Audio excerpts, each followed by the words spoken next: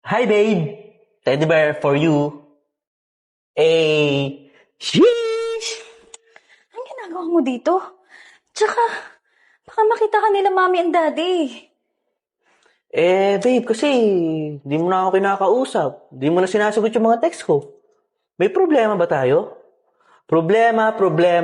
Bakit hanggang ngayon hindi kita maikama? Ang tagal ko nang nanliligaw sa'yo, pero baby, gusto na kitang kasama. Sheesh! Kasi gulong-gulo na ako sa'yo eh. Hindi na kita makausap ng maayos. Gusto lang naman kita kausapin pero hindi mo pa maayos. Maayos.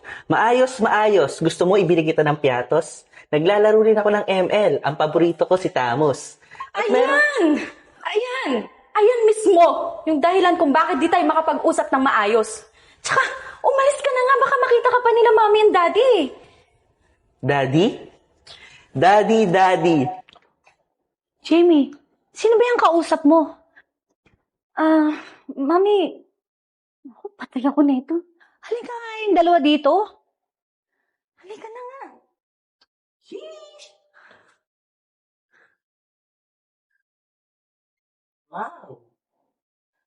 Wow!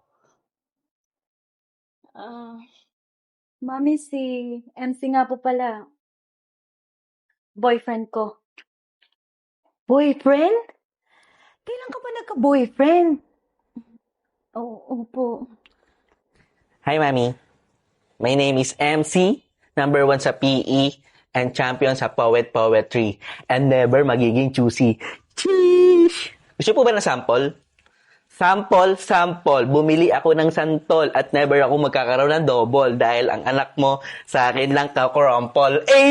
Sheesh! Bars! Ang galing ah!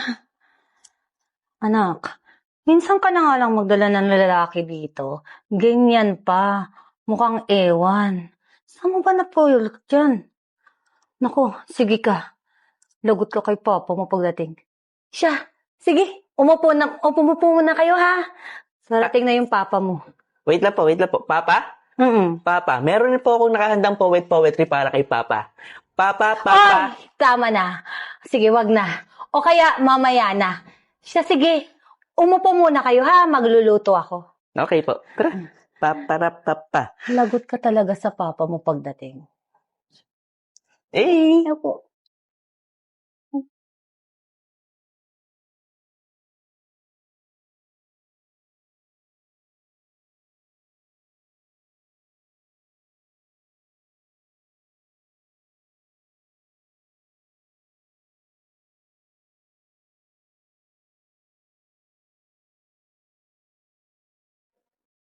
So, ikaw pala ang boyfriend ng anak ko. Opo, Daddy. Ako po ang boyfriend ng anak niya. Alam mo bang ikaw ang kauna-unahang lalaking dinala dito ng anak ko? Ano bang trabaho mo? Kaya mo buhayin tong anak ko? Trabaho? Ayoko magtrabaho. Dahil hanggang ngayon, nakatira ako sa puder ng nanay ko. Hindi po ako magtatrabaho kasi kaya ko naman pong buhayin yung anak nyo. Sheesh! And I thank you. Anak, ano ba tong boyfriend mo? Sumasakit ang ulo ko eh. Ganito ba talaga to? Hindi makausap ng maayos? Daddy, sorry po ah. Ganito po kasi talaga magsalita si MC. Uy, ayos lang nakakaya sa parents ko. Hiya? Bakit ako mahihiya? Hindi naman ako pinaglihi sa makahiya. At saka, Daddy, love ko po talaga yung anak nyo. Pag iniwan nyo ako para po akong rice cooker, di na kailangan bantayan. Parang pumunta kayo sa bayan, para bumalik dito, bibili kayo ng sampayan. Shish! Jamie, anak. Itong boyfriend mo to Pag hindi pa to tumigil, susungal-ngalin ko talaga to. Pag hindi ako makapagtimpi, sige ka. Timpe? Parang galit o ines. Bakit naman kayo maiines? Ang intensyon ko sa inyong anak ay malinis. Dahil ako ay malinis. Gusto nyo, pagpunta ko dito bukas sa umaga, ako ay magwales. Shish! Abay, sira ulo pala tong boyfriend mo anak eh. Saan mo ba ito nakilala? Matino ba talaga to? Parang addict sa kanto eh. Adik?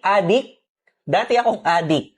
Pero alam niyo ba, yung anak niyo dati kong pinatirik. Tumigil ka na nga. Daddy, sorry po Matino naman po talaga tong si MC. Dati. Pero dati nga po, kinikilig pa ako kaso ngayon, nakakainis na din eh. Kilig? Kilig. Dati nabibighani ako sa iyong mga titig. Pero ngayon, hindi ko na maramdaman ang iyong pagtibok sa iyong kilig. Gusto mo bumili ako ng banig, doon tayo magyayanig. Eh, shish! Anak, sino bang hindi mabibwisit dito? Hindi nakakausap ng matino. At nakakatuwa dito. Matino? Matino. Tama na! Tumigil ka na! Umalis na tayo. Halika na. Mabuti pa nga anak. Umalis na to. Umalis na kayo. Pauwiin mo na to.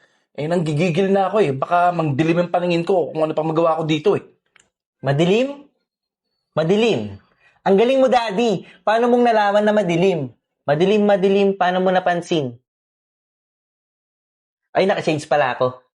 Halika na nga. Kakahiya ka.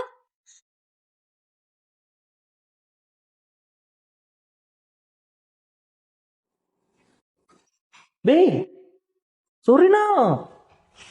Ano ba? Nakakahiya ka sa mga magulang ko. Ikaw na nga lang yung pinakilala ko. Ganyan ka pa?